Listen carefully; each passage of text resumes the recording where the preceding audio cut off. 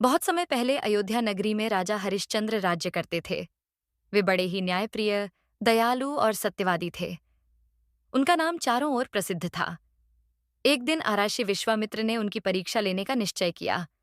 वे राजा से बोले, हे राजन, तुम अपने वचनों के पक्के हो तो मुझे दक्षिणा दो।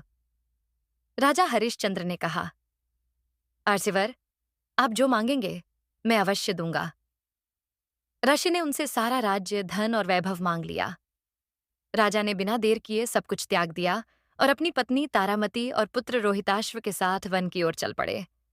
लेकिन आरश्य ने दक्षिणा पूर्ण नहीं मानी और कहा, तुम्हें काशी जाकर दक्षिणा पूरी करनी होगी।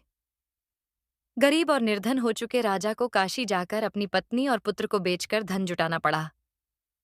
स्वयं उन्होंने श्मशान में डोम, चिता जलाने वाले का काम स्वीकार किया। कुछ समय बाद एक दिन उनका बेटा रोहिताश्व सांप के काटने से मर गया।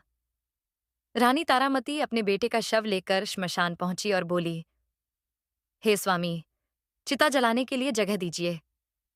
कर्तव्य पर अडिग राजा हरिश्चंद्र ने कहा, पहले शुल्क चुकाना होगा, तभी चिता जल सकेगी।